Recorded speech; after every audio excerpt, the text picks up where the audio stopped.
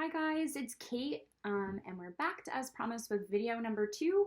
And like I said, we're going to go ahead and hone in on those 3 areas. And if you've noticed any issues or problems in the past week, hopefully I can give you some ideas of ways you can adapt or modify these activities at home to make it a little bit easier for your child to participate to their full capability. So for any of those kiddos that are having a hard time knowing where to put their fingers on the pencils, I have a couple of tricks for you. The first one is simply taking a sticker, any sort of sticker, and giving the child a visual of where they're supposed to place their fingers on their pencil. So if they're grabbing at the top, if they're doing a full grasp, gross motor grasp, as we talked about last time, a simple thing you can do is just peel off a sticker, maybe depends on how big they are, how big your pencil is, but 1 or 2 stickers. Put it at the bottom where they're supposed to be gripping. And you can start with a verbal cue of, oh, put your finger on the smiley face.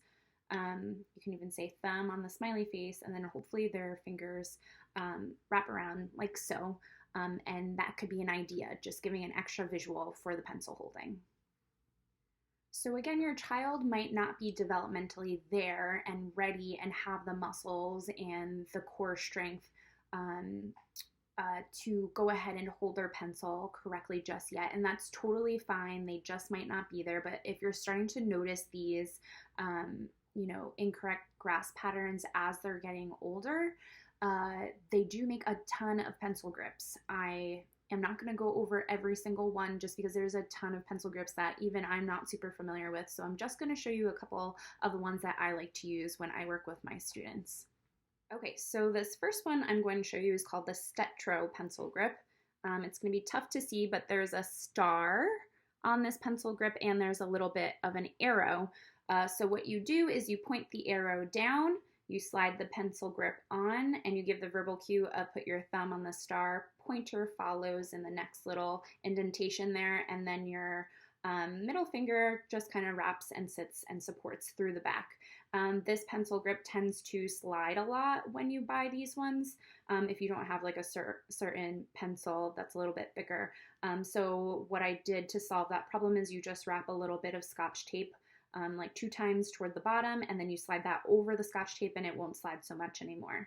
If your child's going to be left-handed, it's a little bit different positioning. You just say put the pointer on the star instead of the thumb, and then everything else follows suit.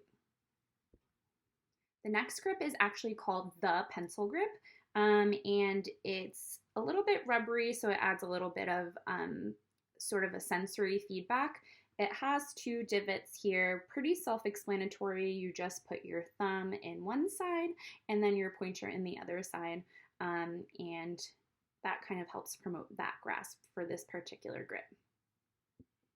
The last one, like I said, there's a ton of grips. I have a whole bag here that I could show you, but I'm just going to show you one more option is this sort of oval foam piece. And this is for those kids that are really grasping too tight, or they're not making that kind of web space that we'd like to see that opens up our hand while we're writing. So this sort of opens up that space and they're not able to squeeze so tight, just allows for a little bit more movement. And that could be a good option depending on what issues you might be seeing as your child's getting older and doing more pencil writing, tracing, stuff like that. If your child's using too many fingers on the pencil shaft itself, something that I've done in the past using small buttons, small pom-poms, I would give the digits a job. So as I said last time, we're trying to promote these 2 digits going down. I'm just going to use a paper clip today because that's what I have really quick and available. But you just give them a job, and their job is to not let go of the paper clip. And you sort of make it into a game as they're doing their work.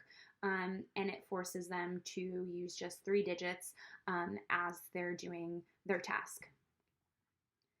As your kid gets older, if you're noticing a lot of shaking out of their hand, or if their pencil point keeps breaking, that could be a sign that they're either pushing too hard on the paper or they're squeezing their pencil too hard. So you can try some of the pencil grips to open up their hands a little bit, to show them the correct way. Or you can try doing a mechanical pencil. Everyone's pretty much seen those before, but as you use the mechanical pencil, the tip breaks pretty easily if you leave it a little bit longer. So you can practice with your kiddo on the calibration, on how hard they're actually pushing with their digits on the paper. So the first thing I'm going to show you guys for adaptations or modifications for cutting is actually loop scissors. You might have seen them before. I see them often in preschool, which is appropriate, and it's for those kiddos that with their regular, typical children's scissors, they're finding it difficult to open up their hands and isolate those digits to get them in the separate holes. This one sort of is the first precursor to that, so they don't have to isolate too much. It's just squeezing like so, and that's a good adaptation for those little guys at first. If your child is cutting simple lines such as these, it might actually be best if you take any sort of Sharpie marker or magic marker or just regular Crayola markers and go over it just so it's visibly easier and thicker for them. It's going to be so much easier for them to see and cut. So that's one trick for cutting. Your real little guys that might be having some difficulty with using their assisting hand with that bilateral coordination part of the cutting might benefit with just isolating and practicing the one side of their body. So to do this, you can take a couple pieces of Scotch tape and hang whatever you're going to cut. This works best with straight line sort of things. You can tape it onto a desk or a table and take those scissors and practice cutting like so. It's going to be hanging so like this, and it eliminates trying to control their left assisting hand at the same time. It might be a good adaptation to downgrade and sort of try to get this part first and then moving on to the next step. When cutting, you might be seeing your child with their dominant hand doing a lot of trying to cut from the side, just really trying to cut down. This arm, like I said last time, really should be tucked into the side, forcing that thumbs up position. So if they're kind of going all wacky and crazy with that hand, you can take either a paper plate, a folder, a piece of paper, and make it a game that they have to keep that folder to their side and cut out whatever they're cutting without dropping the folder. That's another trick I try to use when I'm trying to promote that skill. Okay, so a couple of tricks to help promote those fine motor skills as your child is coloring. The first and one of my favorites is using a hot glue gun. So if you're noticing that your kiddo is really going out of control while they're coloring, you can add this barrier with the hot glue gun and just give a little bit of a physical feedback so that when they're actually coloring it in, they can't physically leave that circle anymore because you've added a little bit of a barrier for the crayon to escape. Again, it's really appropriate for little guys to be coloring out of the lines. As you're starting to get older, if you're starting to see this as an issue, giving that feedback could help them assist in knowing where they're supposed to be stopping, and it's promoting less of this gross motor movement and it's promoting more of those finer motor skills to keep them in the line. So the next tip I have for coloring is any sort of opportunity to color on a vertical surface, meaning if you have an easel at home or a chalkboard, as long as you're careful and if your child's careful, you can take whatever they're practicing coloring or even handwriting and tape it to a wall. And what that's doing is if you put it just above at their eye level or just above eye level, it's promoting some of that neck those neck muscles to strengthen, as well as your shoulder, and it's promoting wrist extension, all which are great for moving forward to promote fine motor skills.